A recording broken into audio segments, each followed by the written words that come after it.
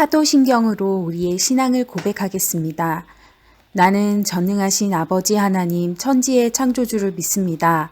나는 그의 유일하신 아들 우리 주 예수 그리스도를 믿습니다.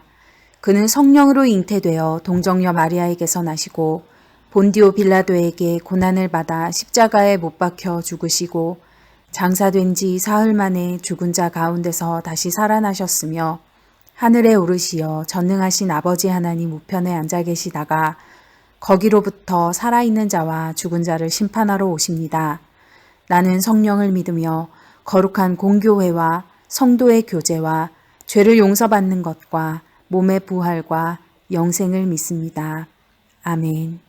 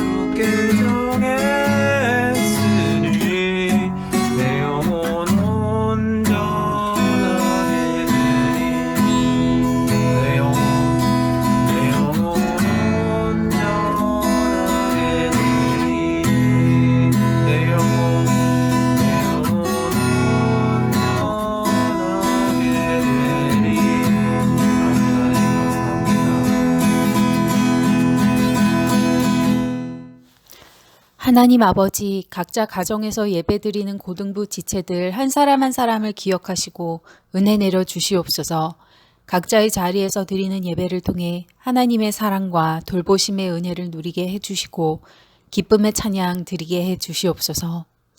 주님, 은혜 내려 주시옵소서. 하나님, 우리 금호교회를 붙들어 주셔서 하나님을 기쁘시게 하는 교회가 되게 해 주시옵소서.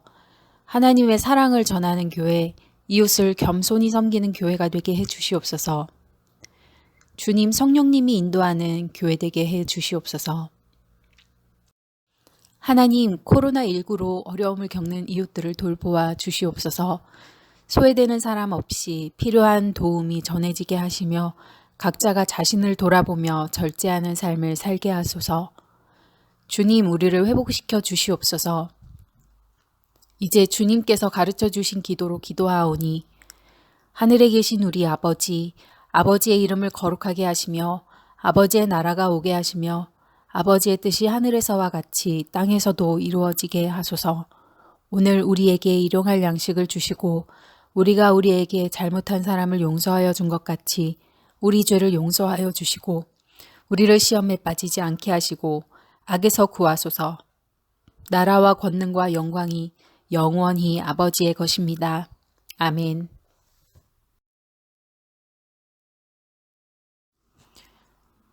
오늘의 말씀은 시편 8편 1절에서 9절 말씀입니다.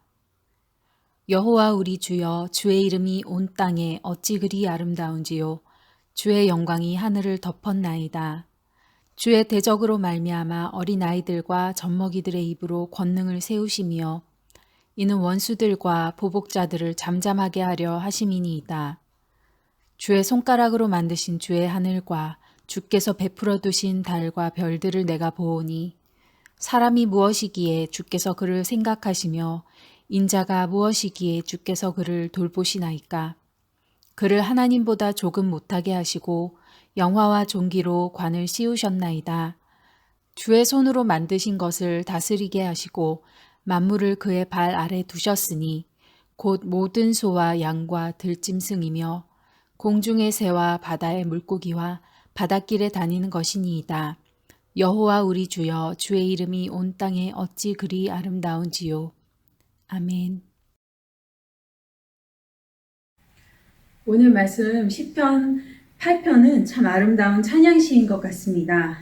이 시편을 한번 읽었을 때에는 참 아름다워라 주님의 세계는 이라는 찬양, 그 찬송가처럼 광활한 자연 속에서 하늘의 별을 바라보며 하나님의 영광과 위엄을 깨닫게 되는 그런 화자를 떠올렸습니다. 그런데 두 번, 세 번 다시 읽다 보니까 그게 아니구나 하는 걸 알게 되었어요. 이 시편을 노래한 사람은 어떤 상황에 있었던 걸까요? 우리와 비슷한 점은 어떤 게 있었을까요? 여러분은 교회에 와서 예배를 드릴 때 어떤 마음이세요? 혹은 지금처럼 집에서 영상을 틀고 예배를 드릴 때 어떤 마음으로 예배 드리시나요? 예배가 너무 기대되고 찬양은 빨리 부르고 싶고 하나님 앞에 내 자세와 또 마음을 가다듬고 엄숙하게 예배 안에 들어가게 되나요? 그러면 좋을 텐데 사실 그렇지 못한 게 우리의 현실적인 모습입니다. 아마 여러 가지 분주한 그런 마음을 가지고 예배 가운데 나와봤을 거예요. 지난밤에 공부하느라 또 수업 영상 밀린 거 듣느라 또 여러 가지 게임이나 여러 재밌는 영상을 보느라 늦게 자고 또 정신없이 예배를 드리러 나온 사람들도 있었을 것 같아요. 마음 한켠에는 또 나름대로의 걱정이나 염려, 정리되지 않은 그런 감정들 있지만 그냥 예배 가운데 한번 집중해보자 하고 나오는 친구들도 있을 거고요. 이 시편의 말씀은 바쁘고 정신없는 상태에서 주님께 나와 지금 주변을 돌아보면서 나는 누구? 여긴 어디? 라고 질문하는 그런 예배자들에게 하나님을 향해 시선을 고정하면 일어나는 일에 대해서 알려주고 있습니다. 2절에서는요. 주의 대적으로 말미암아 어린아이들과 젖먹이들의 입으로 권능을 세우시며 이는 원수들과 보복자들을 잠잠하게 하려 하심이니이다 라고 고백하고 있습니다.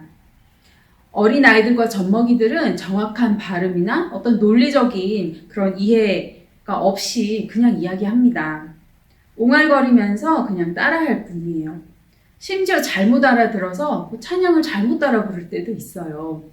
그런데 그 아이들이 그대로 느끼는 대로 노래하고 하나님을 기뻐하면서 찬양하는 그 모습, 바로 그 모습이 시편 2편에서 말하는 우리의 예배하는 모습이에요. 하나님을 어렴풋이 알고는 있지만 뭐라고 정확하게 표현해야 할지는 모르겠는데 그렇지만 그냥 예배에 함께 참여하는 그런 모습인 거죠. 그래도 하나님 앞에 나와서 이렇게 믿음으로 찬양하고 힘을 다해 예배하는 모습, 그런 우리의 순수한 모습이 어린아이와 젖먹이 같다는 것입니다.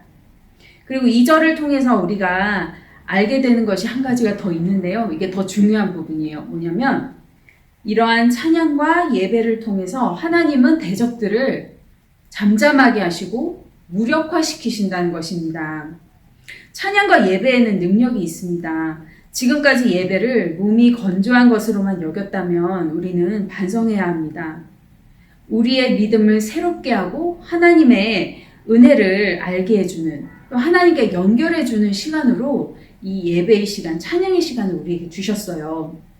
그런데 우리들은 별 기대 없이 그냥 일주일에 한 번 늘 있는 그 시간으로 생각하고 예배 가운데 나올 때가 많죠. 이 시간, 이 찬양과 예배는 하나님이 우리를 회복시키시고 고쳐주시고 힘있게 하시기 위해서 은혜를 부어주시는 시간입니다. 우리가 할 일은 그냥 그저 입을 열고 하나님을 의지하고 찬양에 동참하는 거예요. 하나님께 이렇게 시선을 집중할 때 옹알이 같았던 우리의 찬양이 우리의 진정한 고백과 믿음의 찬양으로 변화되는 것을 경험할 것입니다. 우리가 찬양의 가사를 다 이해하기 때문에 그것을 부르는 것이 아니고 하나님의 위엄과 그분이 누구신지 또 다 알기 때문에 그 찬양에 함께하는 것이 아니라 그 찬양을 단지 우리의 진심을 담아서 드릴 때에 하나님께서는 그 놀라운 일을 행하시는데 그것이 바로 그 찬양의 고백과 믿음이 우리 것이 되는 것, 또 우리 마음이 하나님의 것이 되는 것이죠. 제가 앞에서 예배에 나아오는 우리들의 상태가 대부분 바쁘고 정신없는 상태고 말하자면 예열이 안 된 그런 상태라고 말씀드렸습니다. 어쩌면 우리들뿐 아니라 인류 전체가 그렇지 않았을까라는 생각을 해요. 일주일에 6일 동안을 일터에서 학교에서 분주하게 정말 모든 생각과 에너지를 쏟아부으면서 살지 않으면 정말 살아남을 수 없는 그런 세상 가운데 우리가 살아가고 있어요. 그곳에서 열심히 살다가 이제 주일이 돼서 하나님 앞에 나아오는데 그 시간은 하나님이 우리를 구원하셨다는 사실을 기억하기 위해 내가 누구였는지 깨우쳐주는 그 진리를 붙들려고 나아오는 시간이에요. 여러분은 일주일 동안 살아가면서 어떤 이름으로 살아갑니까? 뭐 금호고등학교 몇 학년 몇 반 누구, 또는 뭐 우리 반에서 몇 등, 또 수능 몇 등급, 아니면 친구들 사이에서 내가 조금 쿨한 친구, 아이들 사이에서 좀 리더십을 발휘하는 사람, 뭐 아니면 집에서는 막둥이로, 또는 뭐 밖에서 일하는 곳에서는 뭐 알바생으로 불리기도 하겠죠. 사람들이 나를 무엇으로 부르느냐에 따라서 우리의 정체성이 참 많이 정해지는 것 같아요. 내가 생각하는 나와 남이 생각하는 내가 있는데 때로는 우리가 남이 생각하는 나에 많이 따라가곤 하는 거예요. 그런데 또 그 역할에 따라서 내가 괜찮은 사람으로 평가받으면 참 좋은데 뭔가 좀 부족한 사람, 그런 좀 아쉬운 친구로 이렇게 평가된다면 또 내 정체성 조금 다운되기도 하죠. 그래서 우리들은 참 나은 정체성, 더 나은 정체성을 얻기 위해서 굉장히 열심히 노력하면서 살아가고 있어요. 그런데 오늘 말씀을 한번 보세요. 시편 8편의 화자는 하나님께 예배를 드리고 찬양하면서 자기가 누구인지 새롭게 깨닫게 됩니다.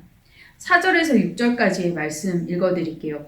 사람이 무엇이기에 주께서 그를 생각하시며 인자가 무엇이기에 주께서 그를 돌보시나이까.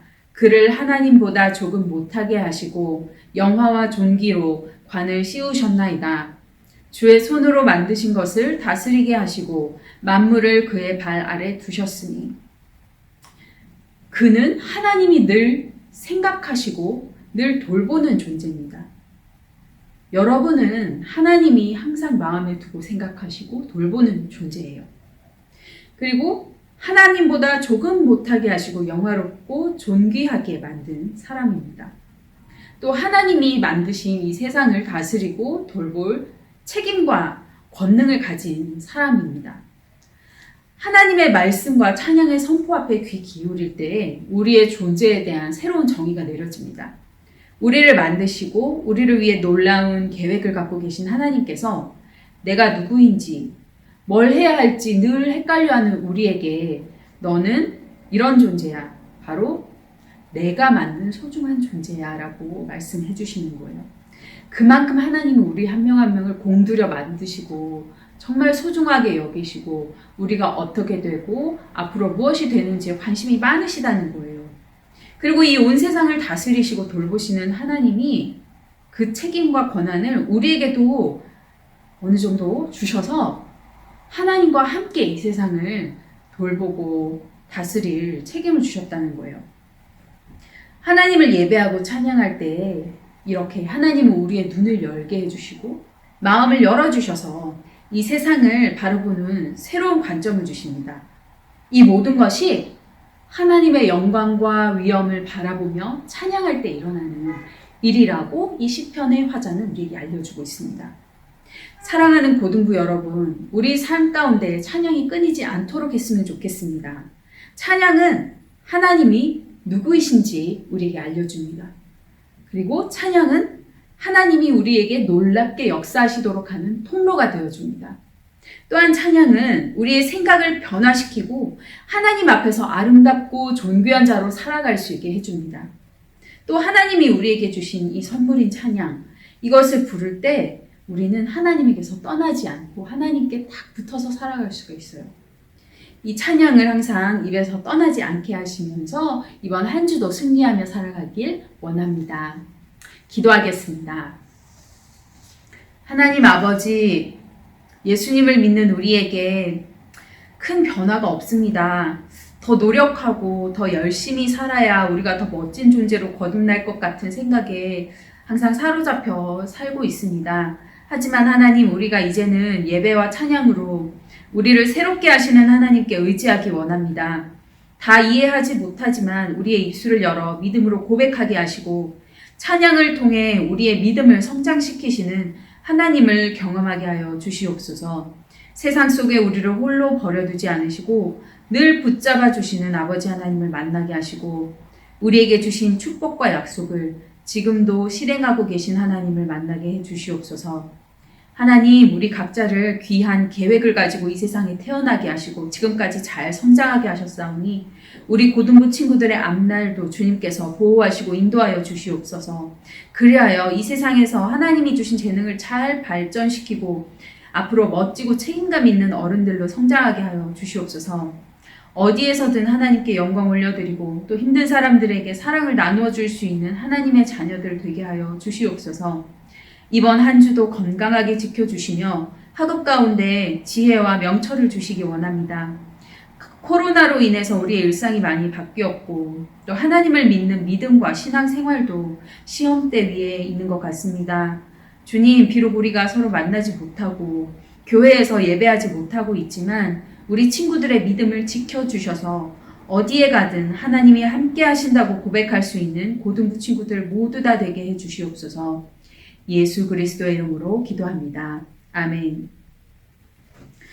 이제는 우리 구주 예수 그리스도의 은혜와 아버지 하나님의 사랑과 성령의 교통하심이 하나님을 찬양하기로 결심하는 모든 고등부 지체들 위해 영원히 함께 하시기를 간절히 축원하옵나이다. 아멘.